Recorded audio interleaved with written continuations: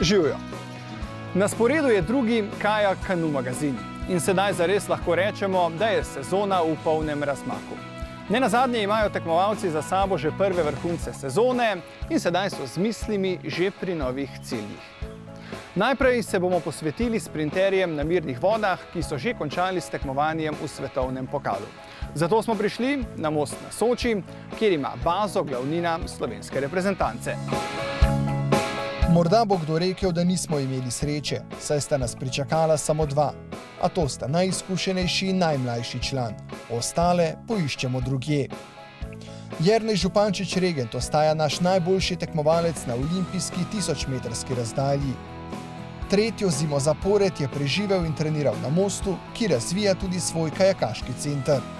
Ja, center se razvija v večjih pogledih. Eno je s tem, da dobivamo vedno več dobrih kajakašev, in drugo je, se razvija infrastruktura, ki še daleč ni taka, kot bi si želeli, ampak počasi imamo 250-metrsko progo, natančno izmerjeno, 2000-metrski progi.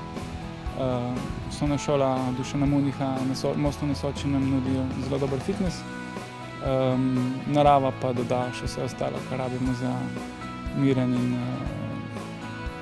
kvaliteten trening. Način dela ostaja enak. Za plan in vsebino poskrbi nemški strokovnjak Ingolf Beutel in naš olimpijec je sprva imel kar nekaj težav pri prilagajanju na nov način dela. Sedaj pa mu je že bolj domač. Najino sodelovanje nekako napreduje oziroma se nadgrajuje. Mislim, da sva letos našla v vseh teh 3 letih še najboljšo metodo, ko se nekako dopolnjujeva. Pri mojih letih in mojih izkušnjah je verjetno tudi najboljša varianta, oziroma to pomeni to, da se dopolnjujeva, malo predebatirava na začetku meseca in tedna, kaj oba dva razmišljava in potem nekako združiva te svoje ideje. In tako sem tudi jaz veliko bolj miren in oba dva lažje delujeva in mislim, da se tudi na rezultatih to počasi že pozna. Na prvi tekmi svetovnega pokala v Račicah se je uvrstil v finale A in zasedel 8. mesto. Ponovno je dokazal, da se lahko uvršča med najboljše. Ja, res je, na eni tekmi sem bil v finalu, na eni pa zelo zvršil finale in svetovnih pokalih, tako da realno sem na robu finala. To pomeni že zelo blizu tistega, na kar sem bil navajen v preteklosti, in to je dober pokazatelj.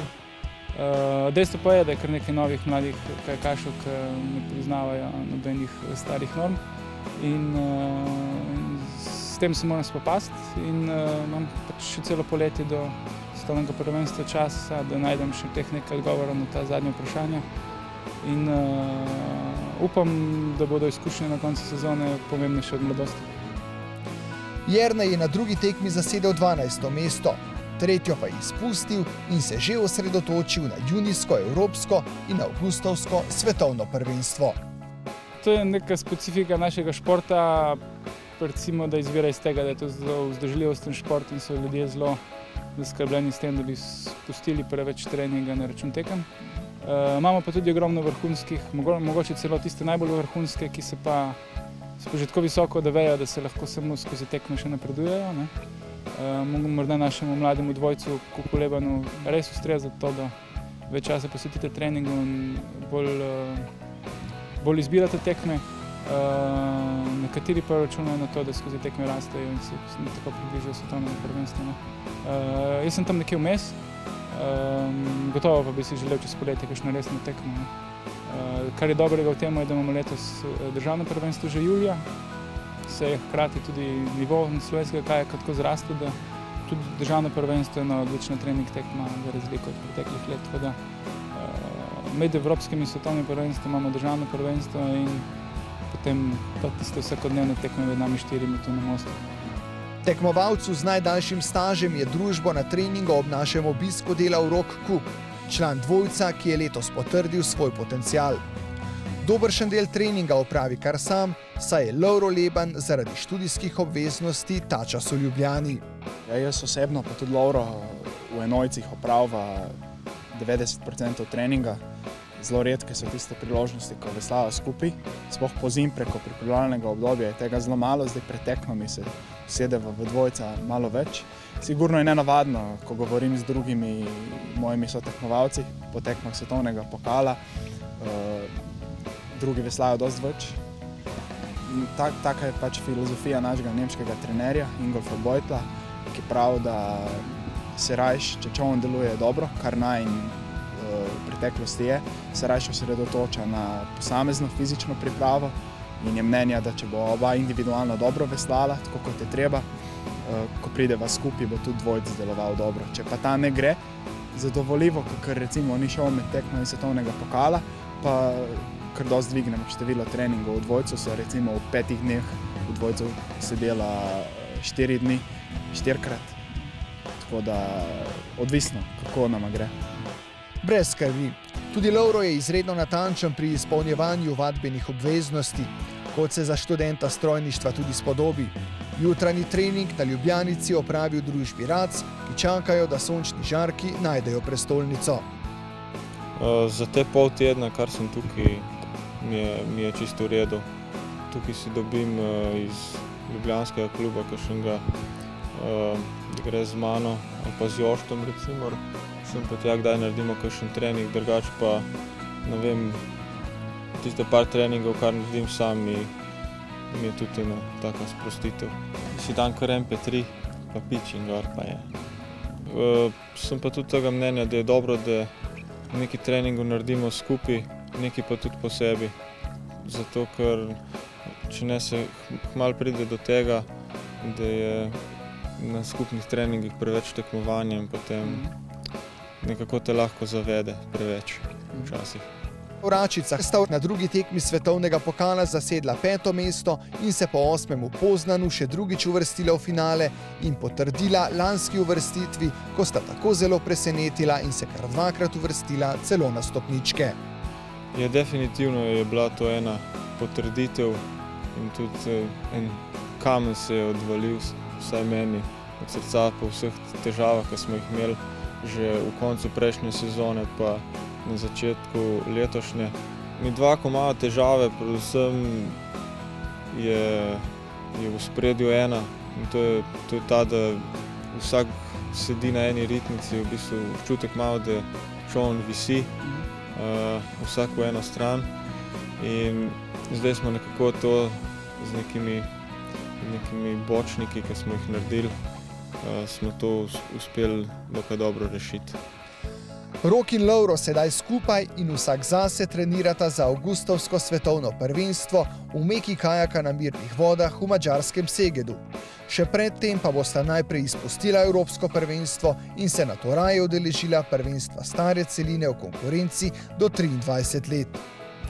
V bistvu gre tukaj predvsem za neke časovne usklajenosti, tako da imamo dosti časa med eno in drugo tekmo, ker je naš glavni cilj je svetovno prvenstvo in v bistvu to evropsko jemljemo samo kot en trening in ne bomo niti nič dvigovali forme, zato da ne bi prišlo slučajno do kakšnih problemov z tempiranjem forme. Glavni cilj vajne sezone je svetovno prvenstvo, na katerem pa boste močno razmišljali tudi o olimpijskih igrah prihodnje leto. Drži?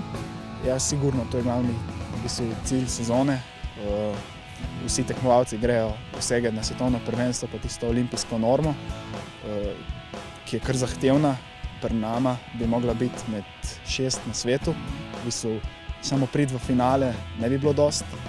Tam bi mogla biti kar med boljšimi in s tem bi se zagotovila nastop v Londonu. Če nam pa tam ne uspe, bodo pa naslednje leto posebne kvalifikacije samo evropskega kontinenta, kjer bosta dobila vozovnica še 2 najhitrejša čolna dodatno. Takole pa nas je na Ljubljanici pozdravil Jošt Zakrajšek, nekdanji kanoist na Brzicah, ki se je odločil, da je za njegov preboj v elito na mirnih vodah najbolje, da si najde svojo ekipo. Za ta zimski del sem se res odločil bolj za individualno klubsko zgodbo. To je predvsem zato, ker sem še v bistvu lani sedel v kanuju, oziroma v kanuju sem klečal veslal na eno stran. V letošnjem letu sem se pa čisto posvetil kajaku in tle je v bistvu zelo velik preskok iz te discipline v drugo. tako da rabim zelo veliko specifičnega individualnega dela in zato smo se odločili v klubu, da se v letošnjem letu še posvetim tej klubski zgodbi oziroma zelo individualni. Izpopolnjevanju tehnike veslanja posveča precej časa na treningih. Manjka pa mu tudi tekmovalnih izkušenj iz mirnih vod, zato se je letos udeležil vseh tekem svetovnega pokala, da tekmuje in vidi, kako svoje delo opravljajo najboljši na svetu. Samo disciplino jaz nisem imel nikoli problemov, tudi nisem imel problemov, da bi premalo oziroma prepočas treniral. Ponovadi je bilo ravno obratno, zato to je bil tudi en vzrok, da smo se odločili za to potezo. Ima pa individualna vadba seveda pomanjkljivosti, ampak treba je korak po koraku pa vsak let nekaj novega dodajati. Tako da z letošnjim oziroma z naslednjim letom bomo pa začeli to, kar smo lani pa letos se naučili, bomo začeli skupaj sestavljati. V olimpijski disciplini na 1000 metrov mu v konkurenci Župančiča Regenta ni uspelo priti do mesta za evropsko in svetovno prvenstvo, a sistem ne beli glave. Kratkoročno niti ni problem, zato ker bom štartal in na 500 metrov in na 5000 metrov. In v bistvu za 1000 metrov moraš biti pa dober in na 500 in na 5000, tako da kar se treninga tiče, je to odlično. Za drugo leto bomo pa spet na 1000 štartali, poskušali osvojiti isto kvoto za olimpijske igre. Zdaj nekako smo naredili zgodbo, kot da si skozi sam treniraš, sam si osamljen, pa vendarle vidimo, da imaš partnerko, ki te kar redno spremlja na treningih. Ne samo, da trenira s tabo, tudi tekmujeta včasih skupaj, ne? Ja, res je. Ita je moja sparring partnerca na jutranjih tekih. Tako, v bistvu je zdaj edina, ki se prilagaja mojemu tempu. Dostikrat malo pohti, ampak jo skušam loviti. Enkrat na let pa zbereva pol kakšno tekmo, da se še ona lahko izkaže. Koliko sva pred kratkim oziroma ta vikend nazaj sva se udeležila v Trzinu na teku Petra Levca, dogginga oziroma canicrossa, kjer se je v bistvu tudi na koncu šlo, da sva zmagala. Tako da Ita ostaja trenutno neporažen. In izgleda, da je ona tudi, da se jo moram držati, da je to zgodba do uspeha.